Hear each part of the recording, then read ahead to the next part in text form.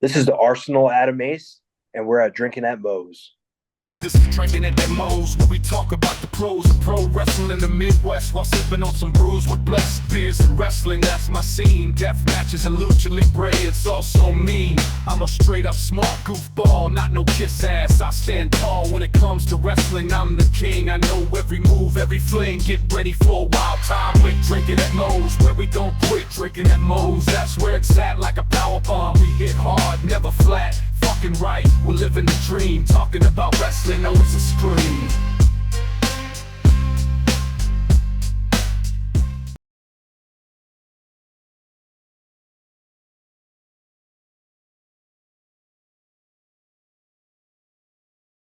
All right, everybody, taking time out before we get this show started. I want to thank Reaper Apparel for having Drinkin' Mo's be a brand ambassador for their clothing line. They got good stuff. They got t-shirts, they got hoodies, they got beanies, they got lots of great stuff, encouraging everybody to break out of their comfort zone, live their best self, and hey, it's something I try to live every day. Now, be sure when you go and you're filling out your order, use the code drinkinatmos, get 10% off, and the link and the code will both be in the description. Let's fucking go. All right, everybody, welcome to Drinkin' Mo's. Big Mo here. You know the drill by now. YouTube, like, subscribe, share, comment, all the good stuff, because YouTube's algorithm continues to be a pain in the ass. We are most places you can find audio podcasts too. Today, I am excited to have with me Adam Ace. How you doing? Doing great, thank you, man. How are you doing? Oh, okay. Before, there's been some craziness, but hey, all in all, I can't complain too much. I got my podcast. I got my 300th episode coming up with Nice. with Cheeseburger. Oh, nice. Okay, I just scrolled by Instagram and saw a post of his too. That's funny. Oh yeah, no, he was an absolute pleasure. And actually, the day after that airs, I'm going to be going to a show for Sammy Callahan's promotion, Revolver. Nice, hell yeah. That's always like a damn party, the whole show. And then a little personal news that I like sharing, and this will coincidentally, it'll probably be out after this happens, but my wife and I are having a little baby boy, and she's supposed to be getting induced like right before or right after Christmas. Oh, nice. Yeah, Christmas baby, dude. Oh yeah. Although I made it my mission that if somehow it happens that he's born on Christmas Day, Yeah. that he is, like, I knew growing up that there was hell, even my dad, who born Christmas Day, actually I'd always hear about, oh, this is for birthday and Christmas. Yeah, yeah, all in I'm one. like, nope. He might get them on the same day, but it's going to be one birthday, one Christmas. Yeah. Separate. I'm making that my mission. But yeah, like I said, can't complain. Yeah, man. Just living life, going through the chaos for everybody else. Oh God, yeah. Yep. So, first thing I like to start off with everybody with is, what got you started as a fan, and then what got you deciding to make that leap into the business? So what got me into a fan is I used to be on and off watching it. I've been, yeah. Yeah, everybody's been there on and off watching it. But what actually got me really into it is that my friends and I in my neighborhood, we used to have our own underground wrestling. We used to call it TAW. It was Total Action Packed Wrestling. It was in our friend's basement, and we just jump off the couch and just wrestle each other. And obviously, since we're doing all that, I was like, oh, I want to do my homework. I want to learn some moves. So I'll just go to YouTube, access YouTube, and once I start falling in love with it a lot more, because I'm trying to getting invested into the storylines. And from then on, I just became a huge fan. Just got sucked into that world. Oh yeah, and then when you decided, you got in, you did that side, kind of backyard ish Yeah, wrestling, although not actually in the backyard. But you know, I've talked to a few people that's where they got their start. But then there's always a point where they're like, okay, I want to do this and like get legit trained. yeah, What was the point where you're like, you know what? Yeah, I'm gonna do that. yeah. So when we were doing the backyard stuff, where I was probably like 12, 13 years old, and that faded out, but I still continued to watch. And I graduated high school, started going to college, and I used to take the train to college. And I just had one of those days. I just had like a really bad day, looking out the window, and I just had a thought to myself. I'm like, dude, like, what do I want to do in my life? Like, what's something that like I see myself doing or trying or pursuing? And I just thought about wrestling. It's like legit, like it was like towards the end of the semester, and I looked up the nearest school, and it was House of Glory in Queens. I was gonna say I saw it Yeah, yeah. on there. Yeah. I Googled, I saw House of Glory, and I was like, dude, I'm just gonna leap for it. As soon as the semester ended, I took a train straight to Queens, and I just walked right in, try to pay my dues. I try to wrestle like immediately that day. Mhm. But Red just had me, sit aside and watch, just be observant for the day, and that was the start of the this whole journey. Oh yeah, that I've definitely heard and seen a lot of House of Glory's stuff. I've been lucky enough to have people that have gone through there at different points. I know. Oh, excuse me, but back, hell, I was actually just watching this guy's episode with Chris Van Vliet, but when you know, back now by Bronson Reed, when he came through, and you know, I actually had him on during that time frame. Yeah, It was when Warrior Wrestling out of Chicago did a St. Louis stop, which was literally, I want to say it was very shortly after he had the same match that he was having that night there. yeah, And I believe it was Jeff Cobb. okay, And I just remember that night, like sitting as close as I was, I could see the individual beads of sweat flying off of him. Seeing Jeff Cobb, who he's a beefy dude, but yeah, significantly smaller than Bronson Reed, but yeah. still lifting him up and suplexing him like nothing. Freak. Yeah, he's a freak, dude. I saw he came to House of Glory to wrestle Montekia Mm. couple years ago, and that was like, and Montekia is just a smaller built guy too, so he was just throwing him around. But he's like freakishly strong, and to see it like in person, I'm like, dude, this guy is freaking wild. Oh yeah, I've been lucky enough, and yeah, that right there, I had been asked like, you know, if there's any episodes I wish I could do over. Yeah, I often would say that, you know what, not that I didn't like how it turned out yeah, with Bronson Reed, but if I could do like one of my normal episodes with him at the length that I normally go, yeah, I would love it. But all credit to him. Because it was at a fan fest, he gave me right after the fan fest ended to right when he like had to go back and get his gear on. yeah. Oh, He, okay. he gave me that solid block of time where I Yeah, was like, "Do you gotta go?" And he's like, "No, man, we're good." I'm like, okay. those So, type of, or it could be chaotic too. So like he's just like he'd be really strict with your time management during those times. oh yeah, Have and you or like in WWE now, like that?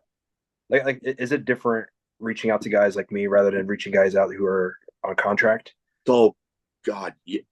the and I'm not bad mouthing anybody, but Yeah, and this goes the same for both WWE and AEW. yeah, They're media people that you have to go through, which I get why, yeah, but they are notoriously a pain in the ass to get a hold of. Yeah. Like it is like, There's so many. oh God. And it almost comes across, and again, not bad mouthing anybody, because I am actually a fan of these guys. But if you're not somebody with one of the YouTube plaques, like a Chris Van Vliet or Sean Ross Sapp or Denise Salcedo, Yeah. it's almost like they just toss your, like they don't even look at your request. Yeah. Yeah.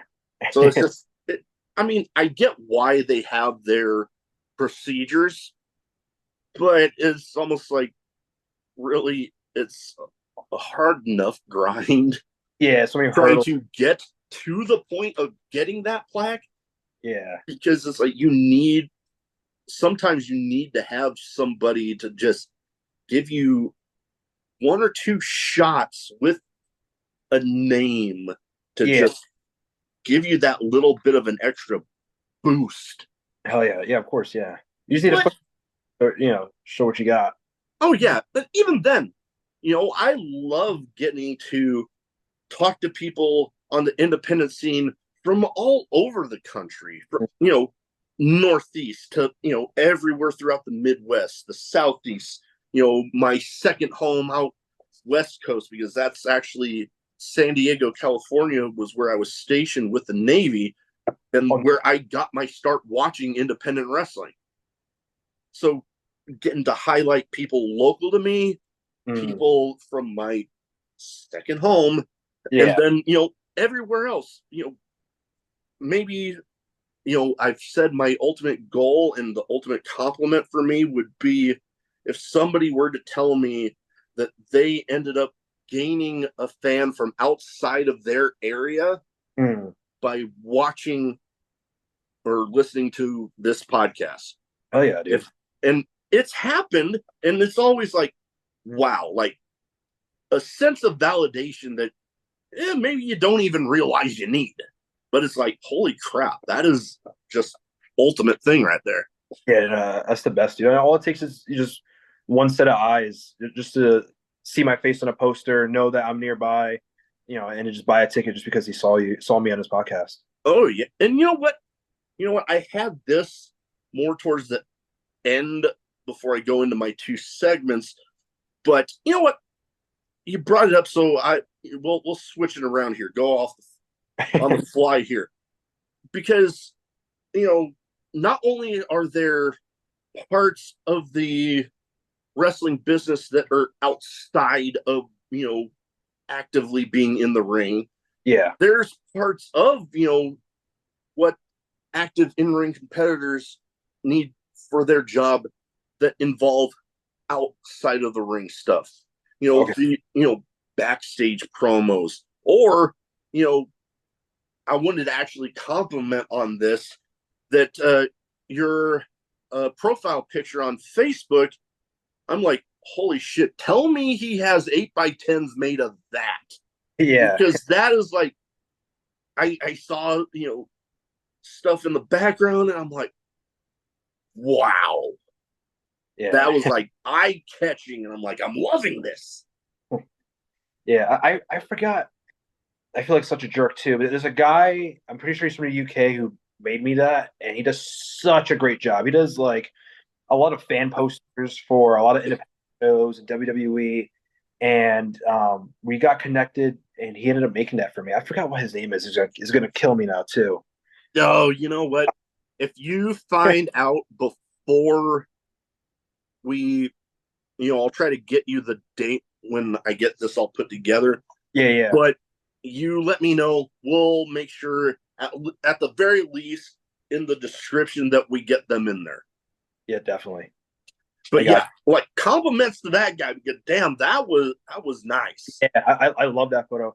There's one guy who does it for me too. His name is like Brian F Pro. He's on Facebook. He does a lot of stuff for indie guys. He does a lot of great work too. He did one edit that was like very similar.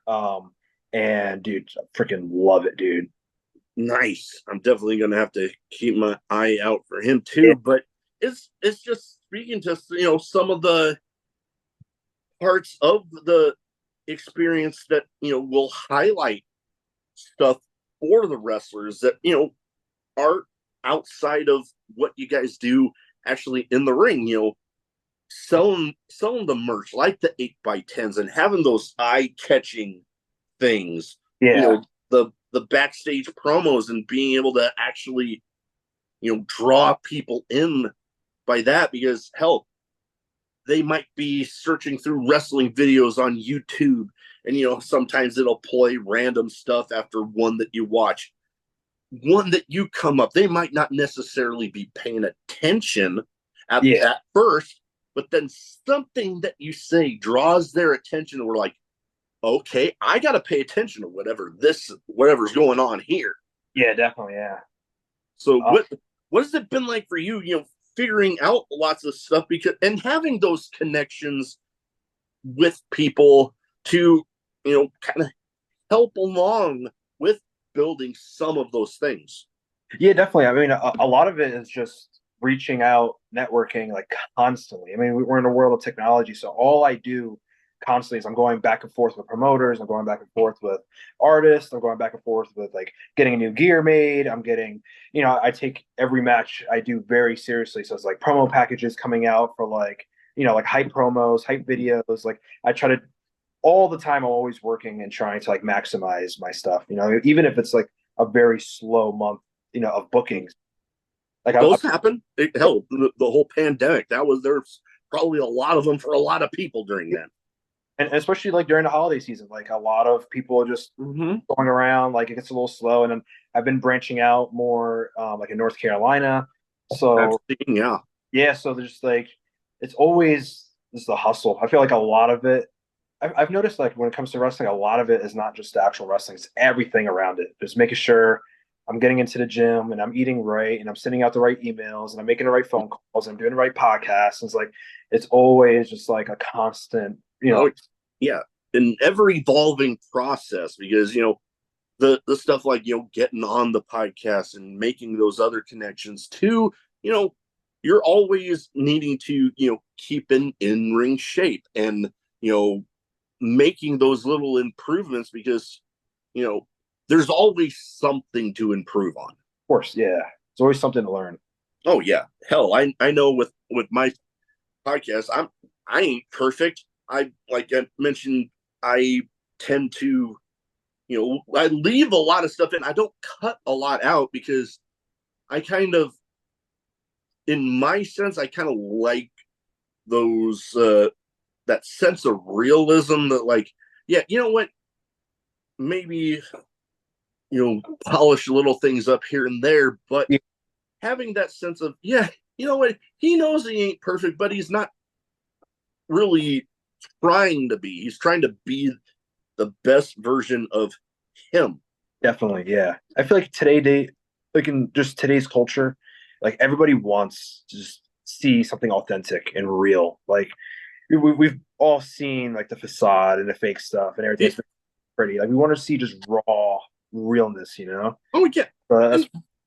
Yeah. No, there's nothing wrong with that, because okay, I mentioned big fan of Chris Van Vliet, Denise Salcedo, Sean Ross Sapp. They have those polished, put very much polished, and you know what, there is nothing wrong with that at all. Yeah. Hell, sometimes some of the people they have on, I'm like, man, maybe if I were doing that, maybe I would. But hell, I'm a one-man show basically. Yeah. So it's like, well, if I had a few more people on my payroll, but I like being me. I don't like to put on a front that I'm something that I don't feel that I am. Yeah, I gotcha. I feel that 100%. But speaking of some of the hype videos, another compliment I wanted to give you was on a hype video I saw, a 2023 Mount Olympus Rumble hype video, where I want to say the part that I saw that really drew my attention, I want to say the guy you were in there with at the time was PJ Savage. But yeah. I swear I saw you give one of the cleanest spine busters I've ever seen. Like, I've seen some pretty sloppy ones, but the one I saw in that video, I'm like, wow, Yeah, that was uh, nice. yeah, I think that was against the match against Njpw. That was my first. Okay. I knew you talked about PJ Savage in the video, but that might have Yeah, been him. because whoever won that Rumble had a shot at his world title. Oh, okay. Yep. I do remember you mentioning that in the video. Yeah. Okay.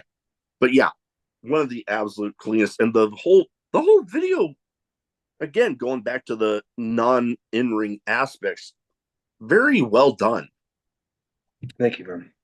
And that right, the promotion that show was for was Titan Championship Wrestling, and I've been lucky enough to have a couple people from there, so I'm somewhat familiar. But Yeah. for people outside of your area, what has your experience been like there? What do you got going on at Titan Championship Wrestling? Yeah, so honestly, I really started getting the ball rolling last April with doing shows, getting on the road, and Titan Championship Wrestling was like one of the first like shows to give me a consistent bookings. They run a lot. They run at fairs. They're always doing like at a venue, once or twice a month. Like they kept me really, really busy. So that was like my first real taste. They do stuff very well with camera work. They're very there's all their tech is like high end. Oh, So real first taste with like working like TV in a sense, like just working the cameras, getting a feel for just how it will be as I work my way up the ladder. Tiny Championship Wrestling's been great, and I have nothing bad to say about them. They are very professional and they are constantly growing, constantly challenging themselves to get better every single show. Like it's very well ran, and I see that company growing like crazy in the upcoming years.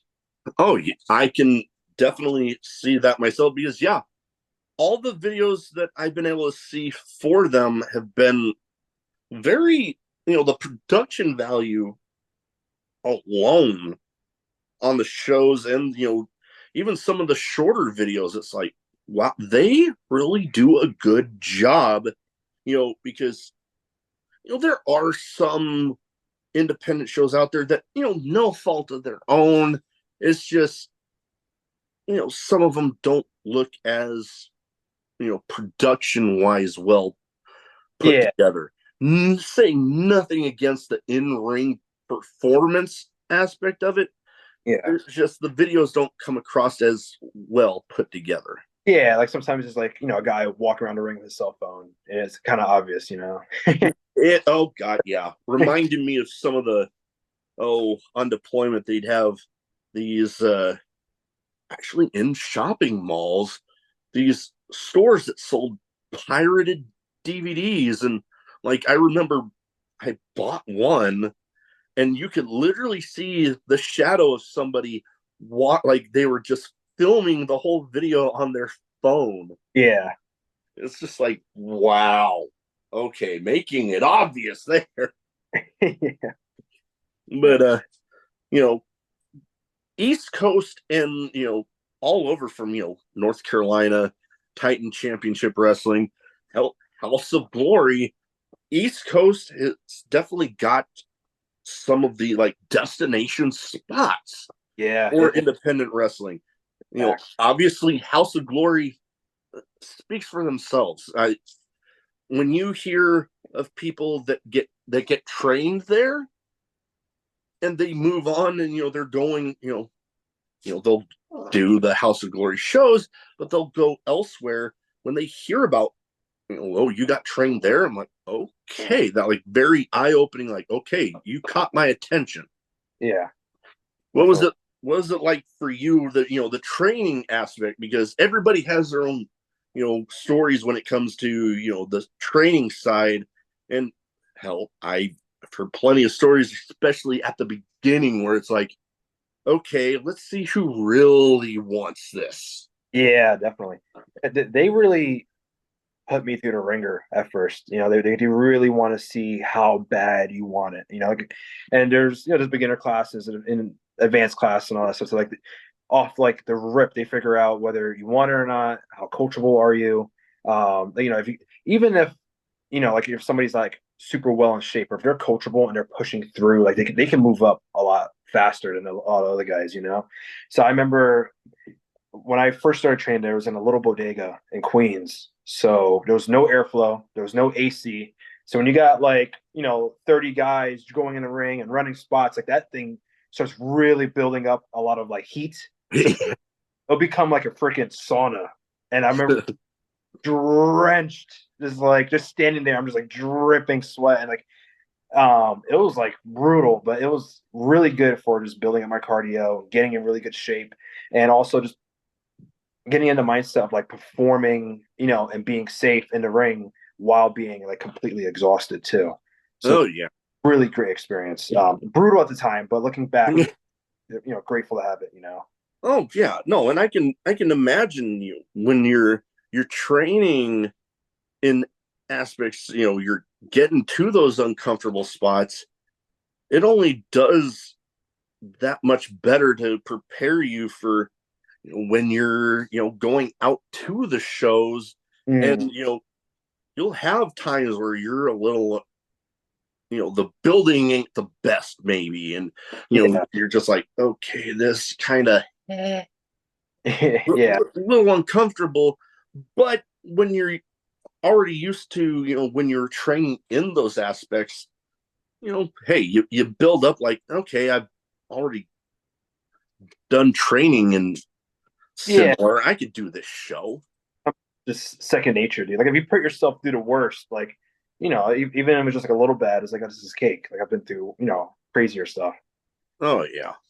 And hell, I try to keep up, House of Glory, and anywhere that I have people on as much as possible, because you know yeah, when they're a little closer to me, I do get a little sense of somewhat satisfaction when I get a see somebody live after I've had them on. But keeping up on different streaming services or whatever it might be like, oh, I see. Okay, they got a show on this at IWTV or Triller, and like, Yeah. oh, they're on. Okay, I need to watch that, because just having had them on, getting to see them actually live as it's going, Yeah, definitely, man. it's always a fun time. Now, I have two categories. One is a bit of a name game where I try to theme it toward the guests as much as possible. Okay. And Northeast, New Jersey, New York area, some of these have been through there, and that's where they're billed from, where they might not live there now, but hell, people move. Yeah, But then also, one of them I know I've definitely seen a lot doing stuff recently, especially with House of Glory. So they've all got, similar themes in that way. okay. First one, well, the first two I've actually met at different times, and we'll just start off with the first one here. I look forward to seeing what she can do when they really let her go with AEW right now. But Deonna Purrazzo. Okay. Yeah. I actually haven't had the chance to even meet her, to be honest. Like there's different waves of House of Glory kids, technically. Yeah. Um, I think she started going there right after COVID, and I hit a small lull after COVID. Like I just had a lot of Mm, personal hit me. So like I just, yeah. wasn't training, wasn't doing shows. And then once I started doing shows, I hit the ground running all around. So I going to Florida a lot of Jersey shows, a lot of Connecticut shows. So I actually haven't had the chance to even meet her. But I've seen some stuff, and she looks great. Oh yeah. I actually got to meet her at the same show that I did the interview with Bronson Reed at. Okay. She was, travel issues. She was there a little bit later, but she actually said that she mentioned to the promoter that anybody that paid for the fan fest stay behind after the show because she'll make sure they got, if they were coming there specifically for her, especially she wanted to make sure they didn't leave disappointed. Definitely, yeah, that's great of her too. Oh yeah, and totally nice. And I actually, I keep on bringing up Chris Van Vliet. I actually just the other day watched her episode with him, and Nice. man, the I talk about more polished, but hell, Chris Van Vliet, just the way his flow and just the positivity that Yeah, he has, that was actually one of my favorites was his one with her. nice. Okay. And you know what? Next up, her husband, Steve Macklin. I haven't met him too. I think it's a little pocket. It's weird too because I know some people get stuck in like these circles and they see like a lot of like reoccurring faces and all that, but I've actually been lucky enough that like every show I've gone to, in the Northeast or in Florida or in North Carolina, I've always had like a fresh like roster. And it sucks too because like I'm not building a rapport with a lot of these people. Like I'm still networking stuff like that, but like I've met so many people, so I've yet to meet him too. But what is your opinion, your initial opinions of him? Like, because I know I've been able to meet him handful of times at Revolver, but Yeah, seeing his work in TNA, and I actually forgot about this, but I actually, when he was a part of the Forgotten Sons in NXT, I actually went to a house show where unknowingly at the time I saw him live there too. nice. Oh yeah. But But I love his intensity. Yeah, hell yeah. Where was that NXT show you went to when you first saw him? Here in Omaha, actually. Oh, nice. Okay, cool. It was actually the show. Like it ended up going all over social media, but Okay. where the referee somehow got knocked into and injured and his ankle snapped. Oh, yeah. Like Okay. it was all over like Yeah. Twitter and Facebook and everything. I was at that show, like fifth row, right near the entrance. They wheeled him out right by me. Yeah, dude, that sounds. Uh, well, Like I saw his ankle flopping. Like, yeah. dude. Yeah. Well, at least you won't forget that show. Oh, yeah. Yeah. No, I mean, there's a couple other parts of that show that I won't forget. Oh God. Yeah. Okay. NXT around too. I remember they came up to the Civic Center in Poughkeepsie, New York. Yeah. I went there like last minute. I just had like the night free, and I went with some family. And dude, that place was packed to the rims. It was like a really good show too, and it was just a random show too. I think it was recorded, and it was like just like it was such a really good show. Like it was like really well produced. Oh yeah. And I'm trying to remember who. Okay. My whole thing when I go to a wrestling show as a fan, I want to try to get somebody to crack. Whether it's a Yeah. wrestler, referee, ring announcer, somebody. Yeah. And at that show, I actually got somebody. Yeah. I want to say it was Riddick Moss, or he had like a fitness gimmick, had a water bottle in the corner, and I actually got the whole crowd to to start the chant, "Water sucks. It really, really sucks." Like for Water Boy. And then I actually got him during one of it was like a rest hold. I was like, "Water sucks. Gatorade's better." And he just looked at me like, "You mother." Yeah. Oh my God. Good times. You know what? The one more recently with House of Glory, one of my, I again love his intensity. Santana. Love Santana. So, especially a story with him too. So before I actually started House of Glory. I gave you like the quick version. Yeah. Um, my dad lives in the Bronx. So when I was with him in the Bronx, there was a school in the Bronx called BWF, Mm. and this was when Santana was with LAX and TNA Ah, yeah. at the time. So I remember first starting there. It was kind of like an open ring type deal. Like no, there wasn't really classes, but I'll go there, watch, mimic, or just like Yeah. follow the guys. And I remember Santana. We used to call him Drastic back in the day.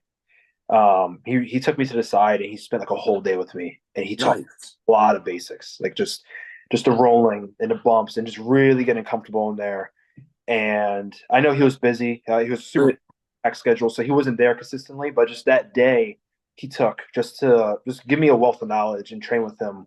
And I'll see him here and there too. Like we'll chain like a lot of mat wrestling. He's really good at mat wrestling. But yeah, that was like it sparked a lot too. So it was cool to be with somebody who's on TV and pick his brain and just see how he's Oh, in a ring, especially up close and just like locking up with him. no, yeah.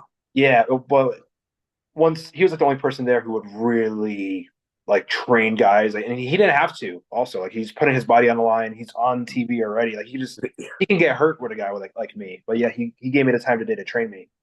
That's awesome. It's always nice when people that have reached that level that he has, when they're willing to take some of the younger guys and not have the old school mentality that we've all heard about, where not wanting to give up their spot and maybe not giving the best advice and all Yeah, that sort of stuff. he's a super humble guy, really giving, really passionate.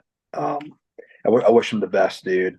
He probably doesn't even remember me. It was probably so long ago, but Hey, you'd be surprised. yeah, yeah, I was definitely skinnier and clean shaven. Yeah, yeah. Like hell, my wife saw some, you know, growing up pictures and like, oh my god, you had hair, Yeah, and like, oh, that's what the rest of your face looks like, and I'm like, yeah. oh. So I get you there. And Now, all of the times. oh yeah, all right, two more here. One more East Coast, and well, I think one of these guys is, and you can correct me if I'm wrong. I believe at some point or another, probably been through House of Glory, but Jay Lethal. Jay Lethal, dude. I remember when I first started training in wrestling. Obviously, like I was watching a lot more, studying a lot more. Jay Lethal was one of those guys that I watched a lot. Like I would, like I was like hoping to like, get in a ring with him one day, or even learn under him one day. Like I haven't had the chance to. I know he does a lot of seminars, but yeah, I love his work, love his matches.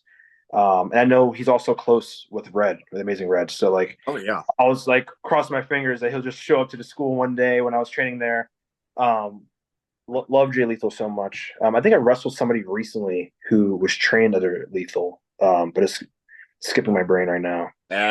Hell, I I can understand. I know with the amount of wrestling that I've watched, especially for the podcast, and hell, just in general, and my memory gets a little fuzzy sometimes on, like especially the further back I go trying to remember. Oh God, yeah. Yeah, it was funny too. Like I was watching, it was a video of Chris Jericho, and he was telling stories from like years ago. And he was telling them like so pinpoint with so much details, and I'm like, dude, like and especially with wrestling and what he's done in his career. Sorry, he has so much he's done in his career, and Oh for yeah. like it gets so blurry sometimes too. Like I'm thinking back on like a match last year. Like I was like, dude, I could give you like the gist of it, but I was like the amount of details. I was like, dude, like his memory is like peak. Oh good lord, he has that whole book over every single match that he's had. Yeah, It's like good grief. Like sometimes I have enough trouble trying to remember what I had for lunch yesterday. Yeah, dude, it's insane. I've also taken that and like have a notebook of every single match. Who won, who lost, if there's an interference, DQ. Like I always before my match, I always write where I am, what promotion, what city, who I'm wrestling, and then after the match, I'll write like everything that happened and my thoughts of the match. Hey, that is a good little memento to have. Yeah, so like, I've had it. I don't fill up with much. It's mostly wrestling Yeah. thoughts when I'm on a plane or road, or like moves. Like if I get a like an idea for like a combination of moves I want to string along, I'll definitely jot it in there. Oh yeah. Oh, I can Oh get yeah, you that. Yeah, definitely good. Good little tool to have there. yeah, definitely, man. Okay. Last but not least here, maybe a little bit further back in at least my wrestling fandom, but when I think of East Coast and some of my favorites growing up, it would be I would be remiss if I did not mention this guy, the Beast from the East, Bam Bam Bigelow. Yeah, it's funny now because when I think of Bam Bam Bigelow, I think of Cyrus the Destroyer. Um, I when I went to Japan in 2019 and I first met Cyrus, and he looks a lot like Bam Bam Bigelow, or he looks a lot like Vader too. Like he's like a Like a mix of both. yeah, yeah, and yeah, it's weird. Like every time I think of Bam Bam Bigelow, I think of Cyrus now too, which is like he's a freaking beast of a guy, but he's like the sweetest person ever. So yeah, and I've heard a lot about, especially I think the I guess the most famous story of the good natured part of the Beast from the East was him apparently rescuing some kids from a burning house. Oh, I didn't even hear that. Yeah, I don't remember the whole story, but I'm like, okay, kind of interesting. The guy with flame tattoos on his head rescuing kids from a burning house. Yeah, I mean, I feel like it fits in a sense. I mean, he was selfless enough to do that, and also I feel like as a professional wrestler, you're selfless enough to put your body on the line for other Oh people yeah, too. So it fits. I feel like it fits in a sense. it can. And okay, I have to, because I actually just recorded with somebody that we actually talked about this. It was like last night or the night before, but his role in the movie Major Pain, like, oh my god, like, okay, I he love. the kids, trying to pay him to come up and beat up Major Pain, and then he just like, Yeah, or oh god, the part that didn't involve Bam Bam, but still sticks in my head to this day, that sometimes I laugh at myself when I try to do a sit up, and I just think of the line from the movie, "One tubby tubby." yeah. I'm like, oh god, because hell, I admit I can lose a few, but yeah, shit. All That, right. that's almost like a forgotten comedy too, Oh, I love that damn movie. filled with so many gems. When he Oh, tries with the cupcake. oh, oh, that, or when he tried to read the little engine that could, Oh like yeah, his version of that to the and it gets kid. graphic. Yeah, Oh my god, yeah, such a great movie. that's a throwback. Oh man, I'm okay. Yep. When I have, I think I have a free block of time. Hell, maybe when I'm editing episodes together, I'm gonna be watching that this weekend. Yeah, I made up my damn mind. is it late '90s or early 2000s? I'm I'm one to say mid to late '90s. Okay, I could be wrong, but I'm wanting to say mid to late '90s. oh, okay, I got you. But yeah, I very well could be wrong. I don't know. But Yeah, next up, I got some random questions. Some, okay. oh, excuse me. I love my Dr. Pepper, but it gives me the burps like crazy. But I got some random questions. Some wrestling related, some not. Okay, Most have nothing to do with anything we've talked about so far. cool. So, first one, I love the stories I get behind this, so it's like one of the only questions I keep in. Okay. Craziest in match moment for you?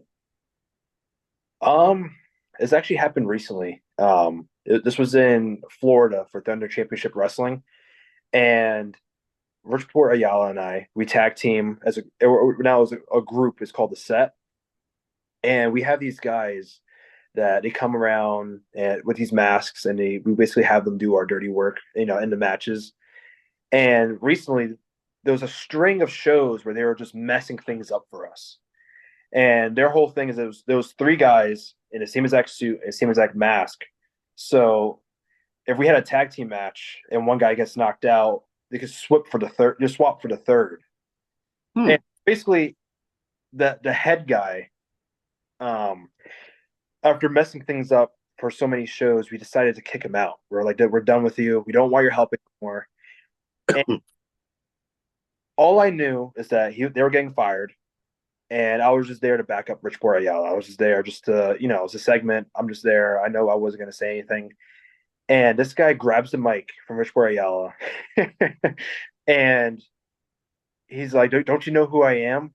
And he starts stripping in the ring, and he has this whole mesh leotard, Oh God. super flamboyant. I wasn't expecting it at all, and it turns out the promoter decided to not tell me anything, keep me in the dark, because he wanted to see my reaction to that. Yeah.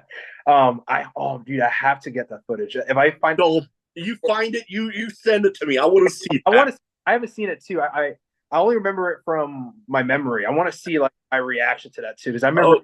like, what the hell is going on here? Oh, that is too good. Yeah, dude. No, you find that you somebody sends it to you, send it to me because I gotta see I'll definitely try to like. I'll just harass Thunder Championship Wrestling to get it for me. that. Man, like I said, I've heard a lot of great ones, including oh tales from the original ECW in a match against New Jack and being told not to go, be careful with the arena because having to pay them back for damaging whatever. Oh yeah, And then them both proceeding to end up going through a wall and getting yelled at by Paul Heyman yeah, to somebody getting stabbed in the ass by an old lady to somebody in Puerto Rico wearing a shirt that in both English and in Spanish said justice for Brody. And I'm like, okay, those of us that know about that whole yeah, situation, you know that led to some shit. yeah, Like he literally got told by the promoter that the promoter got called and said, if you ever bring that guy back, he's not making it home. yeah. So it's like, Pro wrestling has such a mixed bag of personality. Like in the ring and outside the ring, that like oh yeah, the stuff that happens, like you can't even make up or write yourself. Like it's just like, what the hell is going on? oh yeah. Sometimes some of the stuff on the outside is almost as entertaining as the stuff going on in there. Oh yeah, I've seen some weird characters, sit in those seats. Oh, hell, I've been one of them. Hey, I can admit it. All right, now we're on, as of recording, on the heels of Thanksgiving, one of the biggest eating days of the year. Everybody has their favorites, even us not picky eaters. Yeah, What is a favorite Thanksgiving food of yours? pumpkin pie. Love a good pumpkin pie. I destroy like 40 of those by myself. Oh yeah. Although, okay, kind of tie-in question here for that. Are you with pumpkin pie one of those that's like I've heard people that prefer no whipped cream on it at all. People, a little bit. Or give me the damn container and yeah. Dude, a lot of whipped cream or even like a scoop of vanilla ice cream. That'd be perfect. Ooh. Uh Ooh, that sounds good. huh. That sounds amazing. Wow, I'm dang. You know what? I don't think I've ever had the ice cream on it, but I've definitely had it where it's like swimming in whipped cream. Though I Yeah. will admit to that. Yeah, I'm definitely more of a pie guy too. I'm not really big on when it comes to baked goods, brownies or cookies or cakes. I can live without, but pies, pecan pie, sweet potato pie, pumpkin pie, apple pie, dude. I Duh. pound of those, and they all go very well with ice cream or whipped cream, and just Mm. yeah, you just throw it all in one bowl and you just go to town, dude. Oh yeah. Yeah. There's this place nearby, this pumpkin patch that serves, speaking of pie, it's like a salted caramel apple. Oh yeah. There you Oh my god. Every time we go there, I get that. go. Hell yeah, dude. Oh man, I am getting hungry and I just ate. Oh, all right. So having some Puerto Rican heritage, have you like gone back and like wrestled there? Because I mean, we talked about eh, some. No offense to anybody down there. We like I'm not trying to sound like I'm bad mouthing anybody, Yeah. but we've all heard the stories of how crazy it can get down there. Yeah. Oh yeah, definitely. I was actually supposed to wrestle for Ground Zero Wrestling this past August, and flights were booked, everything, hotels were booked, everything was taken care of, and I woke up probably like 2:30 in the morning to head to my flight. Woke up, um, drove down to LaGuardia Airport, and just I don't know if you've been to a New York airport, but it's freaking I have, yeah, LaGuardia actually. or yeah, especially like if you bring your own car, like it's better if you get a taxi or Uber or somebody drives you there. But I drove myself to a nearby parking lot, and I gave myself plenty of time to catch my flight. I was like, oh, like woke up early, got to the parking lot, dropped off my car, and from there there's a shuttle that's supposed to take me to the LaGuardia. So I get to the shuttle, and this guy is like, I don't know, he must have been exhausted. He was moving like 1 mile an hour, super. Oh, But I wasn't thinking much. I was okay. Other people are getting on the shuttle. Like, I have time. We get from the shuttle, finally gets to my terminal. And I was like, dude, I've been to, I've flown so many times where like, I can almost like plan, like, okay, if I have it all planned out. I, yeah, same. the TSA, which usually goes super fast, was going super slow that day. And I was like, oh, I should be through TSA in 15, 20 minutes. Shouldn't be that bad. And I'm there for like 20 minutes and 30 minutes and 40 minutes and an hour and a half. And No, I'm like, dude, my flight's starting to like, I'm starting to cut it close. So like, I was starting to get nervous. So I was like, hey, like, I told the person in front of me, I'm like, hey, like, my flight as soon as okay if I just get in front of you. And they go, oh, yeah, sure, no worries. So I do that all the way to the front of the line. And I get to a lady who's in front of me, and I'm like, hey, like, if you don't mind, like, my flight's leaving in now like 10 minutes. I was like, can I jump in front of you? She's like, you leaving in Puerto Rico? I was like, yeah, I am. She's like, oh, well, me too. So like, we're catching the same flight. And I was like, oh, okay, whatever. So we both get to right to TSA. She goes, and it's like getting really close. We're talking like we're like on the seconds now. She goes. I'm like, oh, I'll see you on the flight. Go through TSA, get scanned. I'm about to go. My suitcase gets flagged. oh I got no, yeah. So I'm sitting there, and I told the guy, I was like, hey, I'm like, no, not to me to rush you. Like, if there's something you need to pull out that bag, take out the bag. I don't care. Like that. Like my flight, like it's getting close now. And those guys just super slow, don't care. You know how they are. Open the bag slow, looking through it slow. Like this is like torture. oh I'm looking at the freaking seconds. yeah, And as soon as he gets it to me, I grab my bag and I jet line to the gate, running to the gate like Home Alone style, like almost flight. And right when I get to the gate, the door closes. oh I no, flight. So like I know we're trying to plan something so I can go back out to Puerto Rico, but that was my chance. I have a lot of family there too. And also be the chance for like them to see me live. But yeah, it was heartbreaking. It was probably like I don't know, I think it was probably like 5 in the morning at this point, and like I'm telling you, right when I get to, it was like something from like a movie. Like right when I turn the corner to my gate, I just see the door closing. I'm yeah. full freaking way, and I've never missed a flight ever. Too, I've always gotten there early, so I was like, there's no way this is happening right now too. And it was they're saying like, right once that door is closed, like you're kind of out of luck, dude. So Yeah. I spent the whole morning trying to get like another flight, letting the booker, the promoter know that I'm most likely not going to make it now. Yeah, so it's such a cluster. Insane day, but I haven't had a chance to go back. That was like this past August. So Mm. I talked to the promoter. Hopefully get something lined up very, very soon.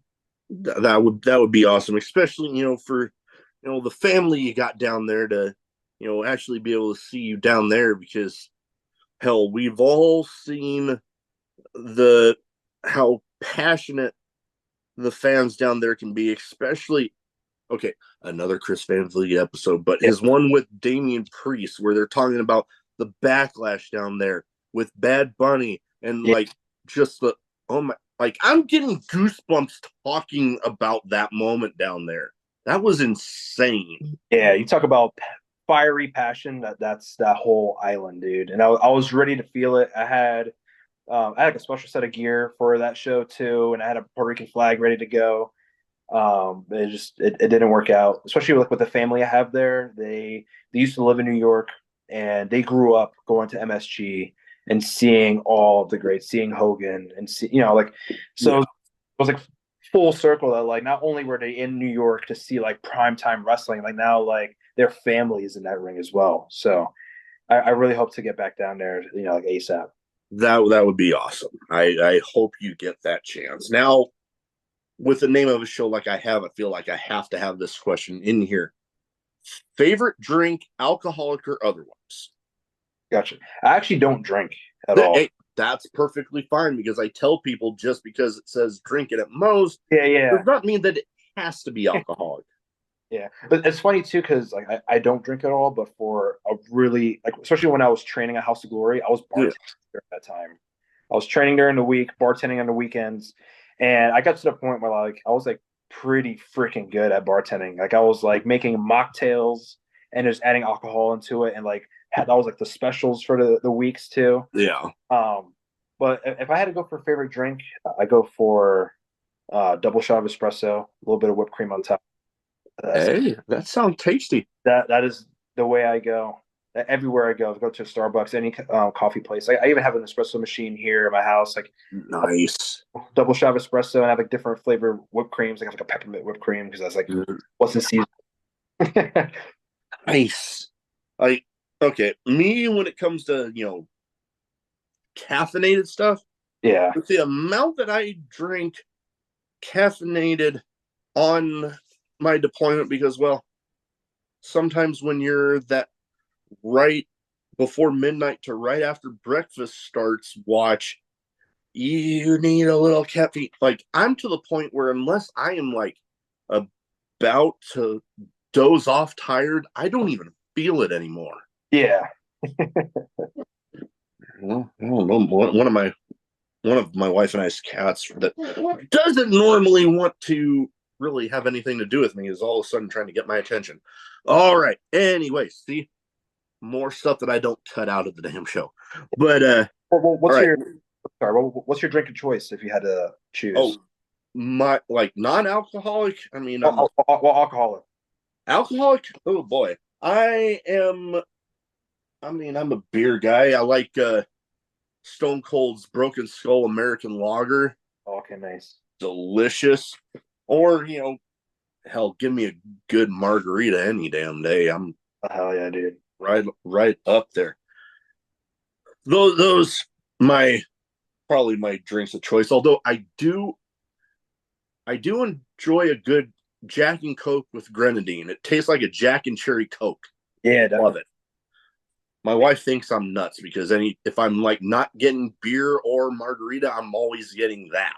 Yeah, definitely. Yeah, no, I definitely want like the old bartender in me like really wanted to know what you drink because it's very like it got my creative juices out when I was like working there. Like just thinking of different combinations, especially like if somebody didn't want any alcoholic, but they wanted like a cocktail or mocktail. Like just the creative juices always go. So I'm always like I still think of that stuff all the time. It makes sense. Yeah. All right. Last but not least here, best advice you have for anybody wanting to get into wrestling. Just do it. Honestly, just like that's the thing I did too. Like I made a decision that I wanted to do it, and I leaped right into it. Like I wasn't honestly like I can say that I wasn't ready for it, but me not being ready for it when I got there, it just helps make the transition. Just like I had to go through a lot. I wasn't in shape. I was like I was skinny. I was a twig. I didn't know who I was at all. I was very shy and timid, and just jumping into that helped me grow in the ring and as a person as well. Like I got in way better shape. I got a lot more confidence. I got to learn who I am as a person. Like I knew that I wasn't going to back down. I was going to push through because this is something I wanted to do. So like do it, find a school, jump into it right away. Definitely start working out because it'll help the transition easier. But yeah, oh yeah, I can imagine. just take action. Like you're gonna regret, missing out on the days if you just jump into it. And like instead of missing out on a whole month, I'd be like, okay, like I could have been doing it. If you just jump into it, you could be like, you could look back and have a month worth of memories. Very true. Wrestling has opened up so many doors for me that like going to Japan or flying down to Florida or flying to North Carolina. Like this is things that like if I told my younger self that, I'd be like, huh, really? But Oh yeah, no. But same with the podcast. Some of the people that I've been talking to from the Bronson Reeds to Clark Connors over in New Japan.